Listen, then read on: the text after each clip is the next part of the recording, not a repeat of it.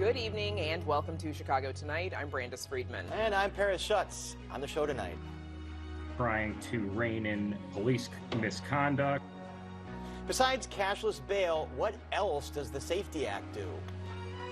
Now we have to choose between putting our kids through college or paying for the home, fixing our home or paying the taxes. Logan Square residents battle high property taxes amid gentrification. We have a live report.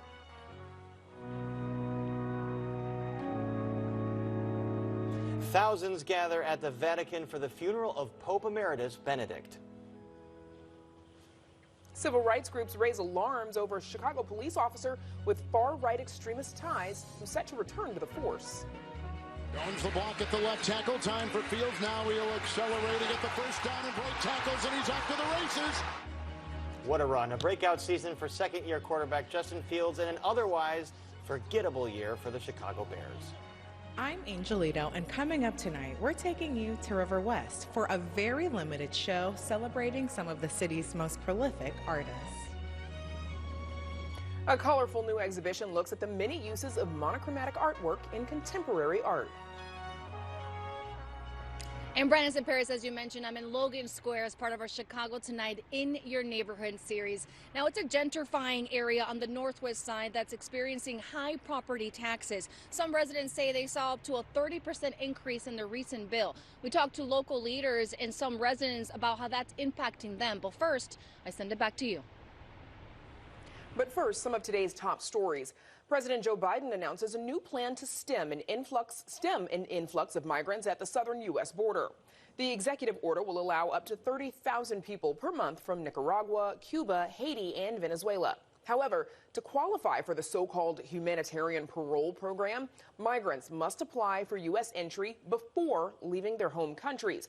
Those who do not follow those rules could be expelled under Title 42. That's the Trump-era policy that allows immigration authorities to immediately return some migrants to their home countries. The Supreme Court continued Title 42 last month as legal challenges play out. Here's what President Biden said today.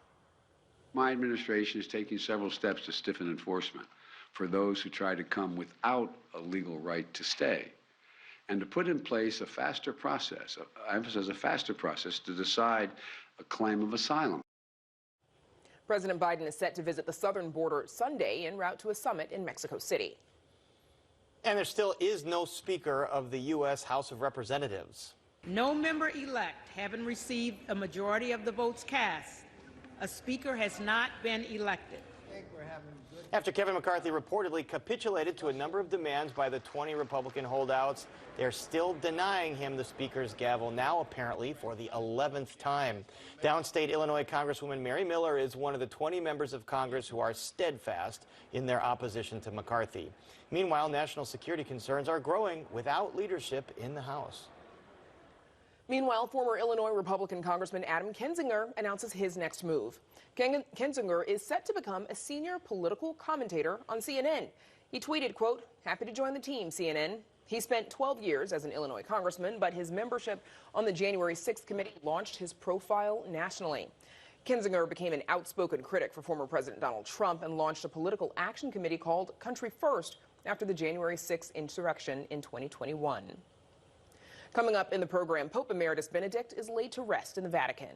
But up next, how Logan Square residents are battling gentrification, so please stay with us.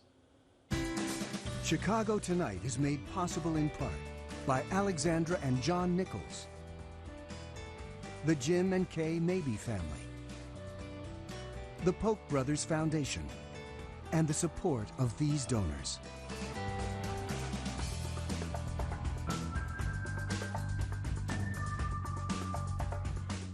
For this week's In Your Neighborhood, we head to Logan Square.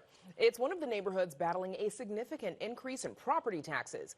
Joanna Hernandez and producer Acacia Hernandez spent time there this week exploring how gentrification is playing a role in hurting longtime residents. Joanna joins us now with more. Joanna.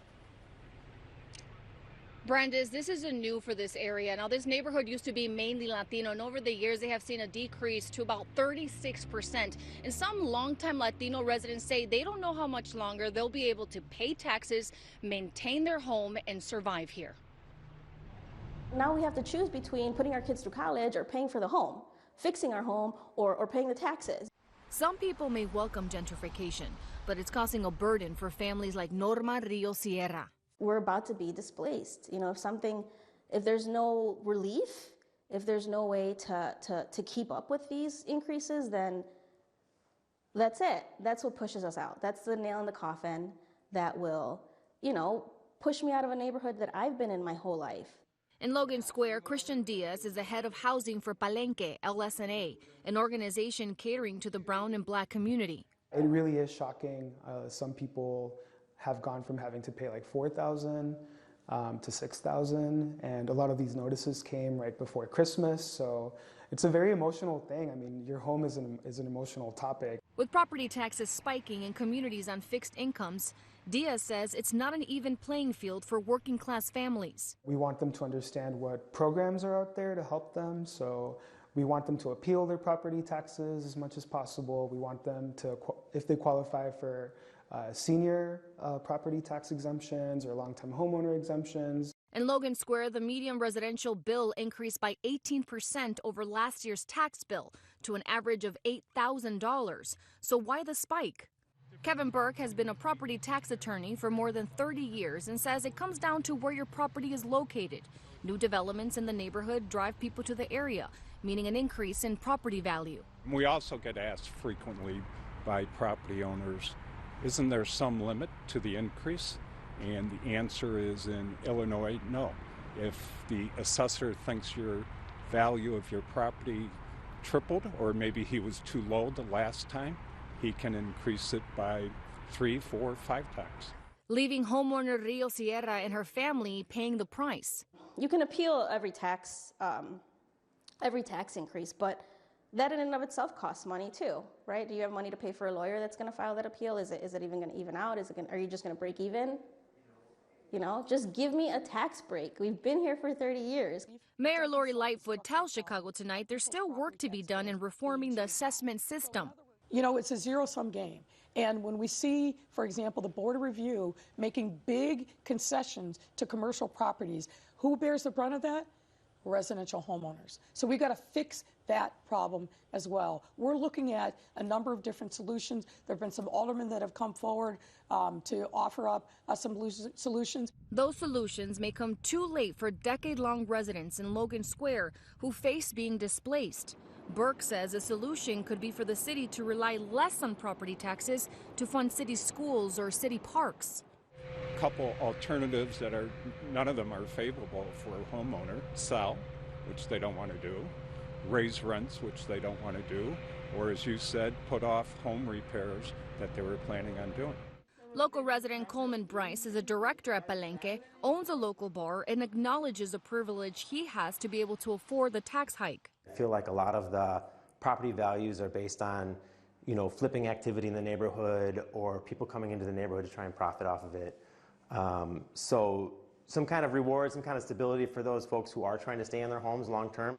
Rio Sierra says soaring property taxes are driving out one of the city's most important populations. Stop using the system against us, because we are a valuable part of the city.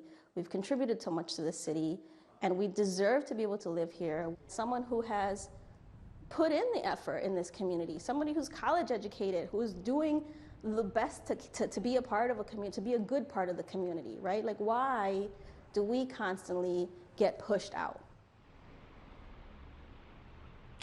And Burke also mentioned to pay attention when you get a notice from the assessor's office. That could also help determine how much time you have to appeal within those deadlines. And coming up, we speak to one of the local aldermen. But first, I send it back to you. Joanna, thank you. We'll see you shortly. Now, Paris, over to you.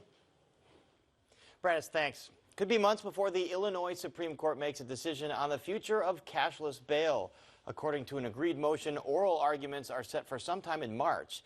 But the lawsuit challenging the controversial move to no money bail does not apply to other provisions of the Safety Act, some of which have already gone into effect.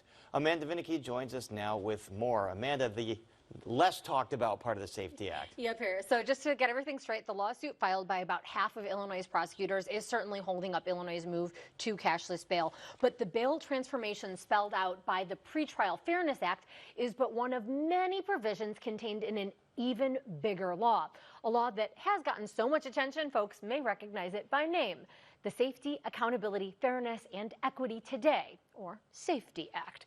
State's attorney's lawsuit sought to kill the entire law, but they did not get their way.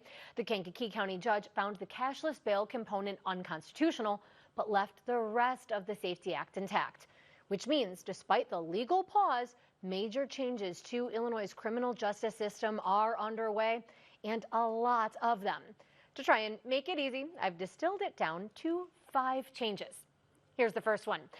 SAFETY Act change, the driver's license suspension. Drivers are no longer getting stripped of their licenses because they didn't pay speeding tickets or other traffic violations. And anyone whose license was suspended should have it long back by now. That went into effect in July 21. The ACLU of Illinois' Director of Criminal Justice Policy, Ben Riddell, says it's a change that has not received a ton of attention, especially considering the impact it can have on people who couldn't afford to pay fees. And so that was creating a vicious cycle where people can't drive to work, they can't work, they cannot pay, and the fines pile up and the licenses are suspended. It wasn't promoting safety, and what it was doing is stopping people from working and taking care of their families. Many of the SAFETY Act changes are geared toward preventing police misconduct. After all, the law was passed in the wake of the national uprisings protesting the murder of George Floyd. So change number 2 deals with the use of force by police. They cannot use chokeholds unless an officer believes deadly force is needed to prevent death or injury. If an officer sees another wrongly using such a tactic, it is the officer's responsibility to intervene, and the law does give protections to the intervening officer from retaliation. If use of force is used, the officer is obligated to render aid. Other measures limit the use of chemical agents like pepper spray. You can't just randomly fire rubber bullets into a crowd. You can't aim them at somebody's head or at their pelvis. But rather, those things are meant to be used in a more measured fashion. Officers cannot use deadly force against a fleeing person. Change number 3 has to do with body cameras. A SAFETY Act requirement means any of those police interactions should be recorded. Now, Chicago police already have them, but not all departments do, particularly smaller police forces, which may be less funded. Come 2025, though, every police officer in Illinois must wear a body camera. Riddell says cameras are important tools. Yeah, there's no doubt that the increasing availability of video, including from police body cameras, has given us, people at large, a window into interactions between police and members of the public that we didn't have before. It wasn't that people were, that unarmed people weren't being killed by the police. It wasn't that police brutality wasn't happening. He says it's just that previously that wasn't often captured on video or made public. Still, he says cameras are no panacea. However, we often hear about or learn about incidents where, according to the rules of engagement, that there should be body camera footage or dash cam footage, but it doesn't exist because the officer did not turn the body camera on, or because there was alleged to be an equipment malfunction or something like that. The use of police camera footage came into play in Chicago when it brought to light the murder of Laquan McDonald by CPD officer Jason Van Dyke.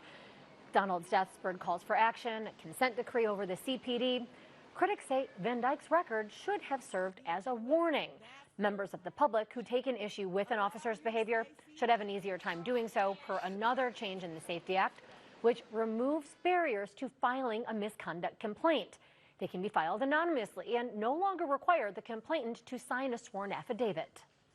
That doesn't take away the need to investigate and verify those complaints. They're not simply, we don't move straight to discipline from an anonymous complaint, but we don't want people who are being victimized by police misconduct to be frozen out of or have a chilling effect on their willingness to come forward, because they believe they're going to suffer consequences from a vindictive officer or department. Fifth on the list is a future change dealing with how prisoners are counted in the census. Of course, the nation just completed a census in 2020, but come 2030, a decade from now, those who are in state prisons will no longer be counted as residents of wherever the penitentiary is located. They'll instead be counted as a resident of the community from which they came. Now, Paris, there are a lot more changes in the Safety Act. Again, this was massive legislation, and these deal with everything from police training requirements to sentencing changes, and then also a prohibition on state police purchasing certain types of surplus military equipment. But with those five, at least we've given viewers a breakdown. This is a massive bill, Amanda, as you've covered, but that cashless bail part of it, that's going to be ongoing for the next few months. We'll be watching and waiting for those arguments in March. All right, and now, Brandis, we go back to you. Paris, thank you. Pope Emeritus Benedict XVI was laid to rest today. His successor, Pope Francis, presided over the funeral ceremony in the Vatican. Thousands gathered in St. Peter's Square to commemorate the life of the first pope in hundreds of years to resign, and a man lauded as a hero to many conservative Catholics. Joining us to talk about the Pope's legacy are Steve Millies, professor of public theology and director of the Bernardine Center at the Catholic Theological Union, and Michael Murphy, senior lecturer and director of the Center for Catholic Intellectual Heritage at Loyola University. Thanks to you both for joining us. Steve Millies, let's start with you, please. What do you think will be Pope Benedict's legacy? Well, I think there's no doubt the headline on anything that we ever write about Pope Benedict is going to start with the resignation. The resignation will define his papacy going forward. It was something new in the Catholic Church. But I think we also have to say that Pope Benedict should be remembered not just for creating the opportunity for Pope Francis's election, but Pope Benedict's pontificate actually prepared the ground for Pope Francis's pontificate as well. A number of his social teachings led us directly into the environmental encyclical and into the encyclical on social friendship that Pope Francis has written. Michael Murphy, same question to you. What do you think the Pope Benedict's legacy will be? I think that's great. I think that's a really good way to lead in, and I would concur. I had the same thought about the earlier work. It might surprise some of your viewers that, Pope Benedict is the actual green pope. 2,700 solar panels on the Vatican under his watch. And that led to a whole kind of revolution that Pope Francis is leading at the moment. And then this friendship thing is very important, Steve. I agree with that. Great encyclical in Caritas and Veritate outlines a kind of economic friendship and a better way to do politics that we're seeing under Francis's papacy as well. So there's a real connection between the two popes there. Steve, we've mentioned he was the first pope to retire since 1415. How did that, obviously his retirement, as you said, it laid the groundwork for Pope Francis, but how did his retirement, how did it affect the papacy and the Catholic Church? What did that signal? Well, I think it's important for us to sort of remember that the Catholic Church likes to present a picture of itself as sort of superhuman and transcendent. The Church doesn't show weakness. The Church doesn't make mistakes. What Pope Benedict did, and I think this is really important, and I'd want to say, I'm not the first to say this. There's a Chicago writer named Tony Ginocchio who wrote this recently, and I think he's right. I want to mention his name for that. The Pope Benedict opened the opportunity for the Church and for the Pope to accept limitations, to say that there are things we can't do sometimes. And this presents really, I think, an important opportunity for the future for a church that's a little bit more humble to take its place out on the world stage, and for those of us who are in the church to recognize that we don't have to have all the answers all the time. Michael, tell us a little bit about who he was before he became the Pope, when he was Cardinal Ratzinger. Well, yeah, great question. You need a long time. The man wrote 66 books he wrote, hundreds of articles, a consummate scholar. But Steve indicated this as well. He was fundamentally a humble Christian person. He was happiest when he was writing theology, playing piano, tending to as many cats or stray cats. So he's, what you see is what you get with him, with Joseph Ratzinger. When he was younger, he was thought to be a forward-thinking progressive theologian, which might surprise some of your viewers as well. And then really the year 1968 was a very important year to him and for so many of us, just historically, so many convulsions. And that's when kind of this conservatism, so to speak, started taking root, or it started being kind of an issue or a challenge, a dynamic in his personality more publicly. How did he earn the nickname? And he was considered the Pope's Rottweiler, even though you say he was a cat man or a cat person. There's so many ironies. Well, you know what? He's the chief theologian of the church when he's the prefect of the Congregation for the Doctrine of Faith. So in the oldest ecclesial teaching body on record, the Catholic Church, 2,000 years, and you're the chief theologian, there is some disciplining that comes with that. There are roles to play. It wasn't his personality to do that necessarily. So there was some kind of some tensions there, but it was his job to do so. Steve, some conservative Catholics have criticized the funeral service of Pope Benedict, led by Pope Francis. What's your reaction? I think the funeral homily, which is what they're upset about, actually was rather outstanding. The homily that they're comparing it to, the homily that Pope Benedict gave, or Cardinal Ratzinger then gave at Pope John Paul's funeral, was quite unusual in the sense that it was a eulogy. That's not usually the pattern of what we find at a Catholic funeral. What Pope Francis spoke about was Pope Benedict's qualities as a pastor and as a Christian.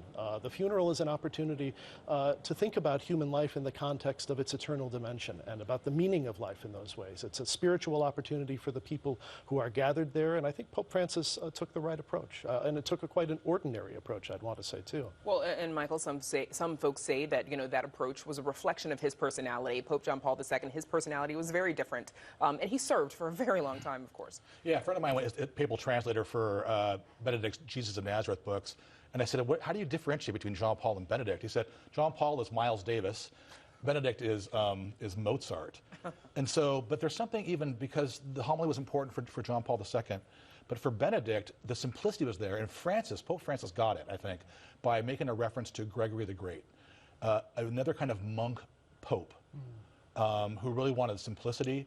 And so I think there was, from the cypress wood of the casket to the simplicity of the Eucharistic prayer, because a lot of people were mad that they were not using the older Roman canon. That was another thing that some conservatives were decrying. But really, I think they got it right. I think Pope Francis was listening well to his friend, Pope Benedict. Steve, some supporters of Benedict are seeking sainthood immediately. What's the likelihood of that happening? I think that given everything that has happened in the church over the last 20 years, I think there's a lot more caution about immediate sainthood than there used to be. And I think we ought to say, too, when the church proclaims someone to be a saint, it's a definitive statement. We should take a little while. We should take a period of years to let the historical records settle and to let the enthusiasm of the moment wane a little bit before we run off and do that. I would hope not terribly soon, not because Pope Benedict didn't have the qualities of holiness, but because I think there's a right way to do things. Pope Benedict, obviously, as you said, he sort of set a standard by saying, hey, I'm human, here's my limitation, I'm going to step down. Pope Francis is into his 80s, using a cane today because of a knee injury. What is the likelihood that he, at some point, also steps down, Michael? I think it's very likely. If you're going to be in the betting parlors, people are placing bets on this, but I don't want to hazard a guess, but I think it's very likely that that's a real precedent that was set. And it makes sense. We live longer, but we're not as, the church, the Holy Spirit has different needs, it calls us to different needs, and sometimes it's to retire and move over for the next person. And Francis has talked about that. And he's talked about it quite openly, too, quite honestly.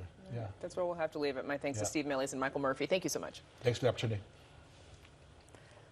Up next, a short-run show celebrating Chicago artists. Stay with us. Our culture is vibrant, it's rich, it's fun. We try to focus on, hey, let me help you. This is what Chicago is. This is Little Village.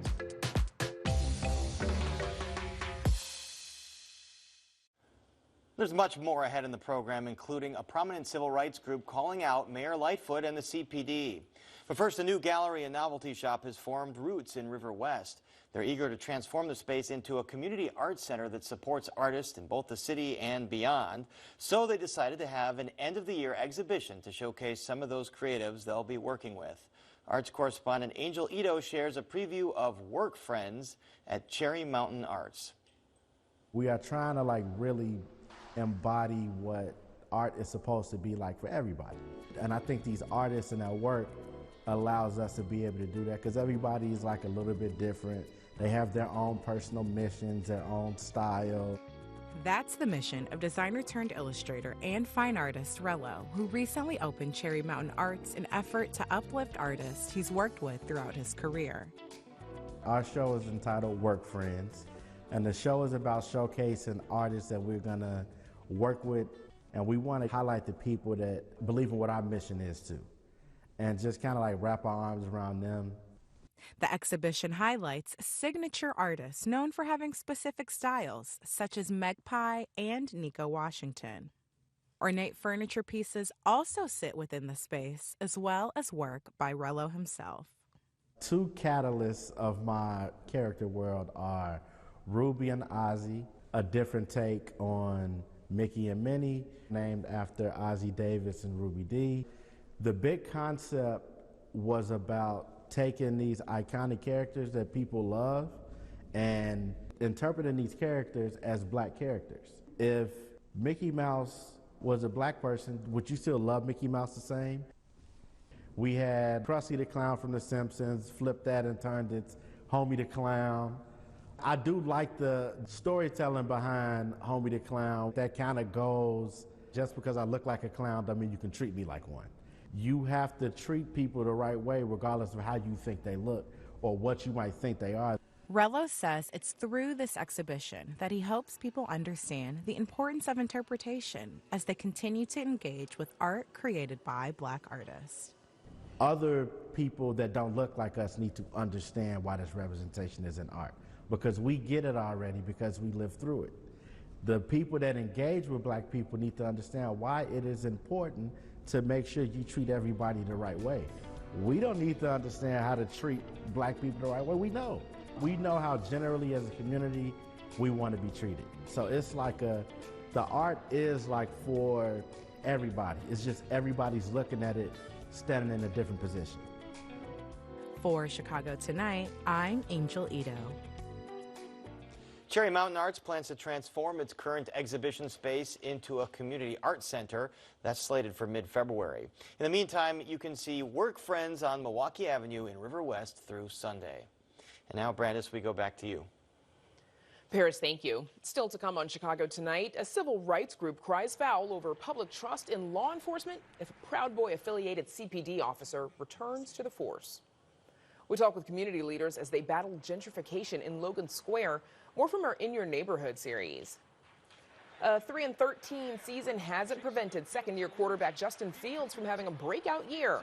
James Big Cat Williams on that and more. And the many uses of color in contemporary art is the focus of a vibrant exhibition in Hyde Park. But first, some more of today's top stories. Survivors and families went to Springfield today to push for a ban on so-called assault weapons. Take a look at what the bill's sponsor, Highland Park Representative Bob Morgan, told supporters. We're talking about banning the sale of assault weapons in the state of Illinois. We're talking about banning the sale of high-capacity magazines that are plaguing our communities with gun violence. And now is the time. Meanwhile, Speaker of the Illinois House, Emanuel Chris Welch, has filed new language for the bill in order to appease some legislators. Raising the age a person can purchase a gun or obtain a FOID card to 21 is out. So the age one can buy a gun remains at 18 with parental consent. Gun control advocates also wanted to ban high-capacity magazines starting at 10-plus rounds, but the provision is now for 12 or more rounds. A vote is expected tonight. The Maywood Courthouse closed down today due to a water main break. Crews worked to repair the break as bond court cases were heard remotely. Criminal cases, which were expected to be handled in person, however, were rescheduled for a later date. A spokesperson for the chief judge says the Maywood Courthouse will reopen on Friday.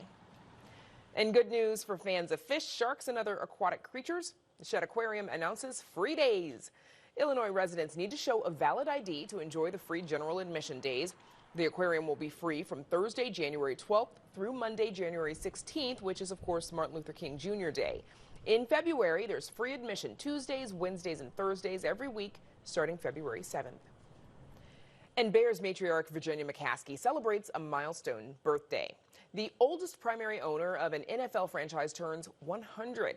McCaskey is the eldest child of George Halas Sr., who originally joined the team, known then as the Decatur Staleys, as a player coach back in 1920. She was born just 3 years later in 1923 and grew up around the team. Her father acted as owner for 6 decades and became the winningest coach in franchise history. Her 2 brothers died, and she assumed the role of principal owner of the franchise. Sunday's home game will mark her 40th season as boss, making her the longest tenured owner in the league. And now to Paris, and outcry over Chicago police officers' return to the job. Paris. Brandis, one of the nation's best-known civil rights organizations, is warning Mayor Lori Lightfoot about allowing an officer who lied about his ties to the Proud Boys to return to the force. The Southern Poverty Law Center says the move could complicate efforts to rebuild trust in the Chicago Police Department. The center also calls the 120-day suspension Officer Robert Baker is serving, quote, wholly inadequate.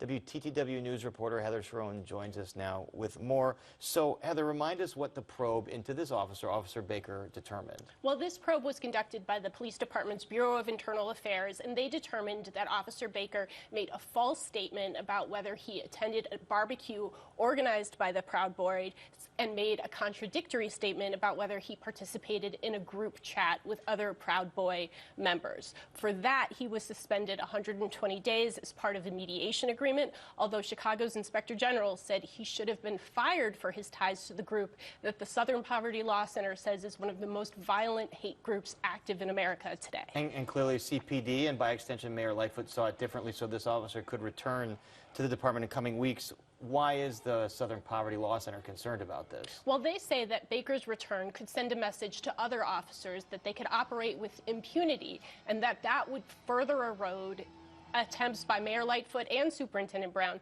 to restore trust in the police department among members of Chicago's communities who are gay, who are lesbian, and who are Black and Latino, all groups that have been targeted by the Proud Boys. And Police Superintendent David Brown and Mayor Lori Lightfoot stood by the probe here. They stood by the suspension. The Southern Poverty Law Center and the IG saying not so fast. This was not a good enough probe. So where do they think it fell short? Well, they say he should have been fired for making that false statement about the barbecue. Police officers can't lie. That's against department directives. And they say that the mayor and the police department mishandled this investigation by making contradictory statements, saying there's no room in the Chicago Police Department for white supremacists or extremists, while saying that Robert Baker should still be able to return to the police department. The Civil Rights Group is also calling for the city to clarify its policy when it comes to police officers who are involved with these extremist groups in some manner. So what does the group think needs to change? They want a clear directive saying that membership in these groups or association with these members is prohibited, and that could be a firing offense to prevent something like this happening again. All right, Heather Sharon, you've been following this from the beginning. Thanks very much. Thanks, Paris.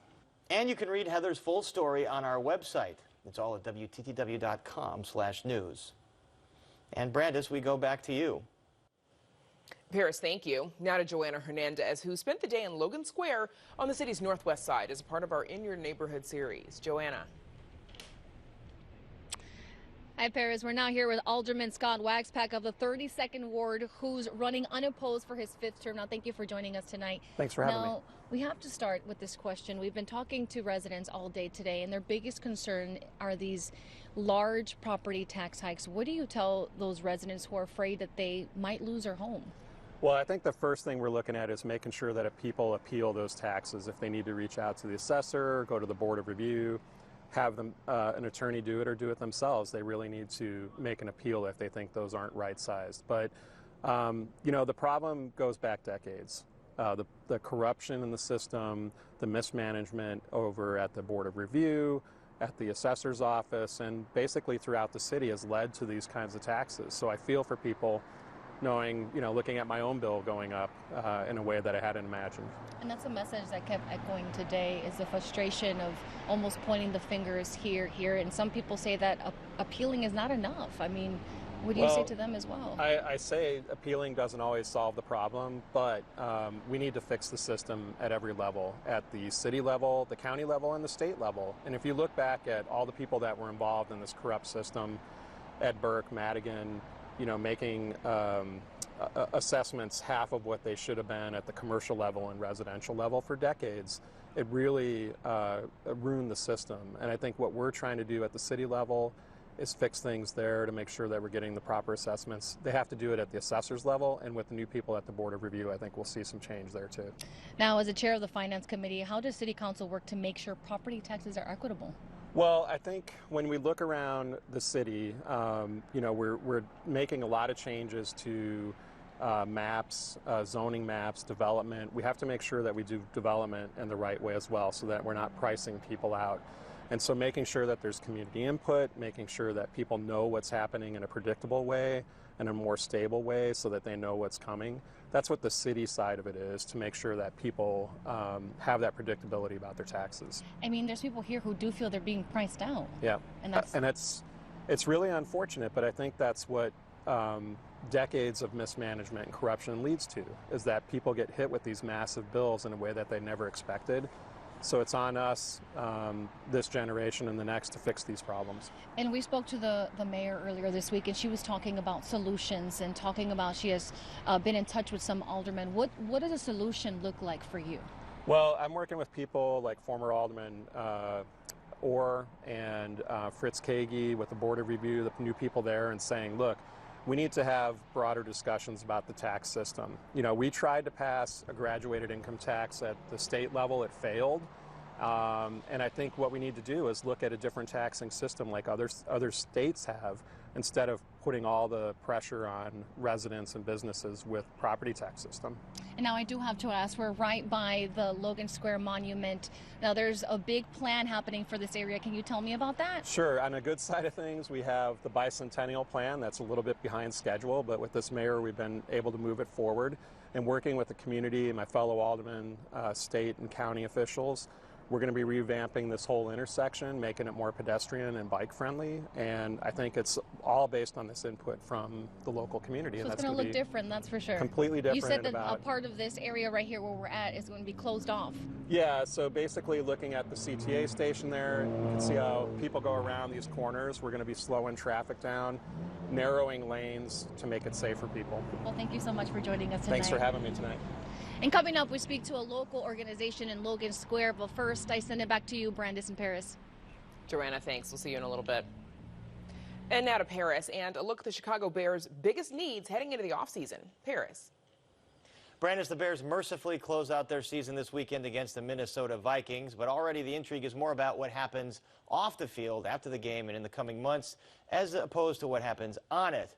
The Bears are poised to get a top draft pick and have lots of money to spend to improve a last-place team, but can they draft and spend wisely? And joining us now is James Big Cat Williams, offensive lineman for the Chicago Bears from 91 to 2002 and host of the No Name Football podcast. James Big Cat Williams, so great to see you in person. We've been talking on Zoom the last couple years. Yeah, definitely. It's great to see you in person, looking great. You know, this was always going to be a rebuilding season, but 3-13, that's a rough record. Despite that, are there positives to take away from this season? I mean, there are. I mean, you have a player in Justin Fields who is must-watch football. So, I mean, that's something to take out of it. It's something that, you know, the Bears have not had in a while, a quarterback, a premier quarterback, a quarterback that everyone around the league is watching. So, you know, that's a positive to take out of it. But there's a lot of rebuilding to do. And this is not, I don't think this is just a 1 or 2 year rebuild. This is going to take some time, and people are going to have to be patient. Yeah, it's going to require a lot of patience from Bears fans who have been patient for many years or decades. You mentioned Justin Fields' historic season running the ball, almost setting the NFL record, rushing for a quarterback. Passing, not so much. Have you seen enough improvement, though, in his passing ability this year? I think we still need to see more. You see him make young guy mistakes. You see him have problems reading the defense at times when they give him one coverage, and then when the ball snapped, they give him another one. And once again, these are young players. This is a young player that has to develop, and he has to be able to figure these things out. At the same time, have you ever seen a quarterback make moves like that and I compare 60, 70-yard runs? I mean, it's crazy. Hey, I compare him to Devin Hester. Yeah. You know, when he's on the field, if you're on the sidelines, you're up and you're watching what he's going to do. Devin Hester, who, by the way, on the ballot for the Hall of Fame again, definitely should get in, right? Definitely. Hopefully. All right. Hopefully. So are you convinced the Bears management is committed to Fields then as a starter at least for next year? You would like to think so. None of us know. Yeah. None of us know. It's so hard to read the tea leaves. I want to know. Right. You don't know what's in Coach Eberflus's head, what's in Poles' head. They did not draft him. You like the things that he did on the field. There is a lot of growth that needs to be done, but you have to think that they can build around what they have. Especially with, they have so many needs all over the ball. Why draft another quarterback when you've got a quarterback here that's developing? You've got so many other holes to fill. Yeah, but then you look at a team like Baltimore who has the same style of quarterback, and you worry about injuries. You worry about, can you find a backup quarterback that can do the same thing that Fields does and not have to change your offense if, he gets hurt on a Thursday. Now you have to have a totally new offense for everyone to run on a Sunday. So these are things they have to consider and things they have to take care of in the upcoming offseason. And they also have to consider who's protecting him on the offensive line and who he's throwing to, because this year it was deficient. So how do you even start to tackle these problems in this offseason? Well, you have to pick your poison. Is a left tackle one of the most important things that you need? Can you shuffle some guys around on the offensive line that you've liked their production and still be viable? So, there are a lot of questions. You need wide receivers. You brought Chase Claypool in, and he hasn't really shown what you expected him to show, being the guy that they brought in. So you're hoping that during the offseason, these guys at Fields, Mooney, Claypool, all these guys can get together and turn what was a very dismal passing game into something respectable. But it seems like they still need that number one wide receiver. Yes. Where are they going to get it in free agency or the draft? That's the question. That is the big question. How do you fill in these pieces? Because you need parts on the offensive line. You need receivers. What are they going to do with Mooney? You need defensive linemen. You need linebackers. You did a pretty good job in the draft as far as bringing in some young talent in the secondary, but you still need more help. You need depth. So they have a lot of questions to answer. A lot of questions to answer and depth to fill on defense, too. It seems like you need an entire front seven. Where do you start there? I kind of think you have to start at the defensive line. You need a three technique. This defense is predicated on being strong up the middle. So the three technique is the tackle that's right in the middle of the line, right? The three technique is the defensive tackle that would be lined up over one of the guards. Right. So he is usually your, John McDaniel, Randall, Warren Sapp, these guys that can get off the ball, that are very destructive, that can get into the backfield, and they're also dominating pass rushers. So you need a lot. You need a lot. There's so much on the to-do list for the offseason. All right, so say the Bears land the number 2 draft pick. They might get a number 1 depending on what Houston does this week. They might get as low as number 4. But saying they got the number 2 pick, do you, select one of these 2 defensive line stars? There are 2 defensive linemen in the draft considered can't-miss talents. 2, do you select a quarterback, or 3, do you trade back and get more picks? We don't know Poles. We watched him through his first draft, and we got a little bit of a sense of he needed defense. He felt as though he needed defensive players. Everyone else felt as though we needed offensive players. We don't know whether he's going to feel as though that one position at pick number 2 is more viable than trading back and maybe getting 4 or 5 third-round, fourth-round picks, along with a later first-round pick and maybe a second. Certainly, he has a lot of options. Before we go here, I just want to get your take on the DeMar Hamlin situation. It looks like he is improving. Have you ever been on the field for a situation quite that scary? Nothing like that. Nothing like that. Nothing where players are sitting around and you watch him put him on a cart and then have to resuscitate him. That is something totally different. I've been out on the field when a player has gotten hurt. I remember Mark Colombo getting hurt. laying on his back, looking up, and his foot facing the ground.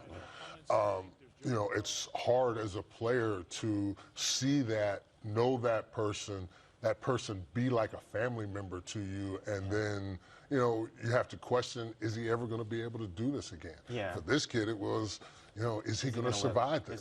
That has to be the focus, but encouraging signs coming up. Very scary situation. Also, we need to wish Virginia McCaskey a happy century. She's turning 100, Yes. the matriarch of the Bears, the daughter of the founder of the NFL and the Bears, George Howe. So a hearty happy birthday to Virginia McCaskey. And Big Cat Williams, great to see you. Happy New Year, and all the best. Thank you. And up next, we'll be back in Logan Square for our In Your Neighborhood series. But first, we take a look at the weather.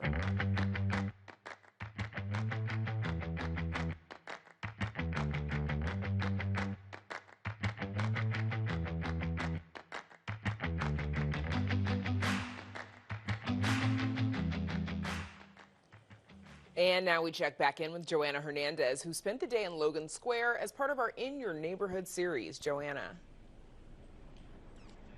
And Brandon, we're now here with Paula Cruz Vallejo. She is a Director of Resource Development for Center for Changing Lives. Thank you for joining us tonight. Now, I have to start, for those who don't know, tell me a little bit about the organization.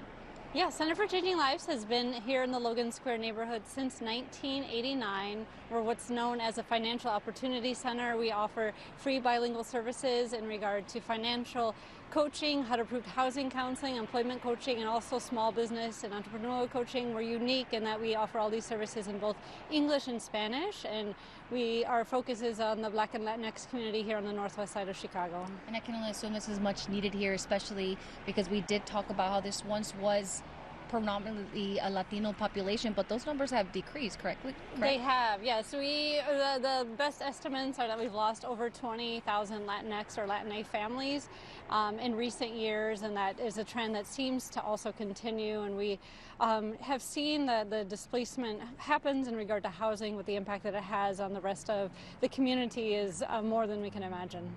And talking about gentrification, can you walk me through Here to Stay Community Land Trust? Yes. What is the vision for that? Yeah, Center for Changing Lives is one of the 4 founding organizations alongside Palenque LSNA, Spanish Coalition for Housing, and Lucha that created the Here to Stay Community Land Trust with a focus on retaining home ownership or building up home ownership in West Logan Square and Hermosa, with this understanding that it's a small but big thing that we can do to help stop the forces of displacement, and also to build up home ownership that is often out of reach, to make home ownership affordable, because in a land trust model, the community owns the land and the individual owns the house.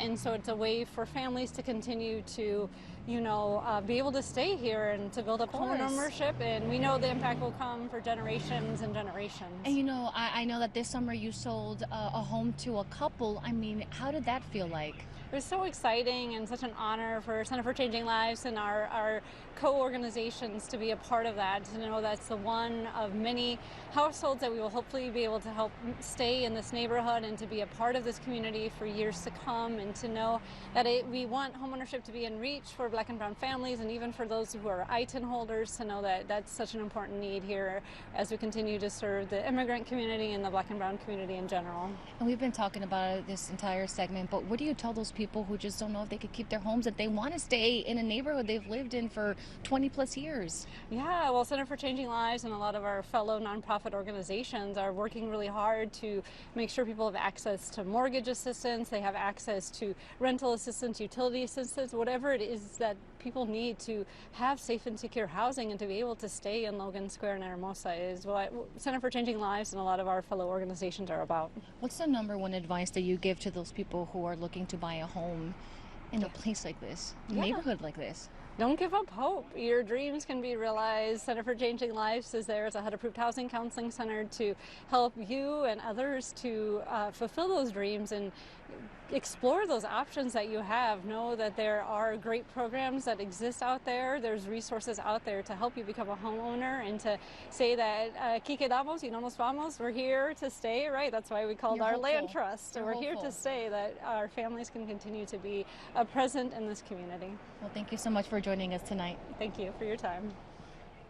And now I send it back to you. And Joanna, before we let you go, what did you hear from some longtime residents about how the area has changed over the years? I think you heard already, you know, I think the main thing is just seeing these new developments coming in and unfortunately seeing the property value going up. And as you heard, now many of these residents have to decide between staying at their home or having to move or selling or being able to make repairs to their homes. And it's a really tough situation. And as you heard, I don't think there's a really concrete plan at the moment. Okay, Joanna, thank you so much. Up next, art in color, one color at a time. Stay with us.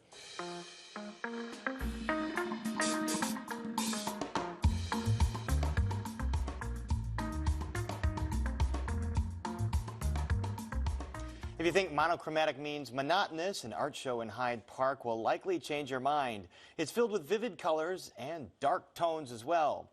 Producer Mark Vitale recently visited the Smart Museum on the University of Chicago campus, which is currently saturated with monochromatic modern art. One of the first works you'll see is a triptych by Claire Zeisler, the really amazing Chicago textile artist. And she made 3 panels, one red, one yellow, one blue. They're the exuberant, almost ponytail falls of yarn that stretch out of them. Next, there is a gallery of artwork in yellow and gold, and a room full of red, and no small amount of black and white and everything in between. The curators call the show Monochrome Multitudes. What is the most challenging art that you could possibly encounter? Probably abstract art, and probably art made from one color or art made from very strange materials. It's the type of art that a lot of people will say, including my students, either I can do this too, or why is this art? So many of these artists are not using color neutrally.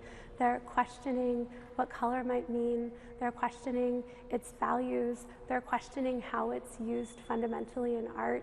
One of the big ideas behind this exhibition is really to expand the ways we think about the monochrome.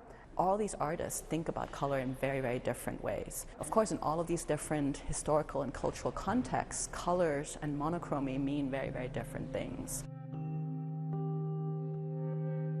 Amanda Williams of Chicago painted condemned houses in Englewood in the bright colors that are meant to attract consumers. Williams was recently named a 2022 MacArthur Fellow. Also in the exhibition, filmmaker Derek Jarman's Blue, which reflects his eyesight as he was dying of an AIDS-related illness. And there is an acoustic work that brings a monotone to the monochrome. The move toward exploring one color is often associated with 20th century male artists from the United States. And we wanted to complicate that. We wanted to include women, we wanted to include artists of color, we wanted to include artists from around the world because they've all engaged in discourses around the monochrome. We're a university museum, and we're the museum at the University of Chicago, and I've always felt that that makes us a little bit different and gives us an incredible opportunity to engage the immense expertise that we have on campus here.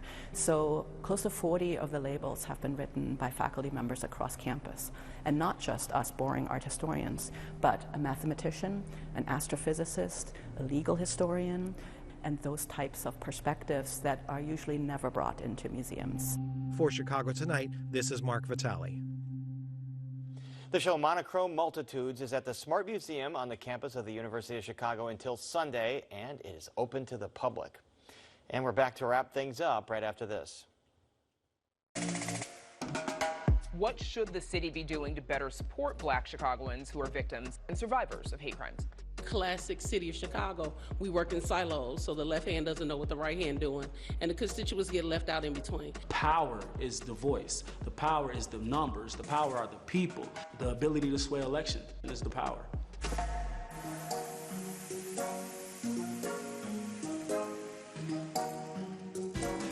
Chicago Tonight is made possible in part by Alexandra and John Nichols, the Jim and Kay Mabey family,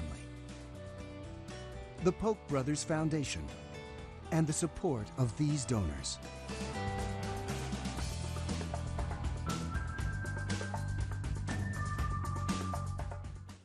And that's our show for this Thursday night. Don't forget to stay connected with us by signing up for our daily briefing. And you can get Chicago Tonight streamed on Facebook, YouTube, and our website, WTTW.com/news. As always, and you can also get the show via podcast and the PBS video app. And please join us tomorrow night at 7 for the Weekend Review. Now, for all of us here at Chicago Tonight, I'm Brandis Friedman. And I'm Paris Schutz. Thank you for watching. Stay healthy and safe, and we'll see you tomorrow.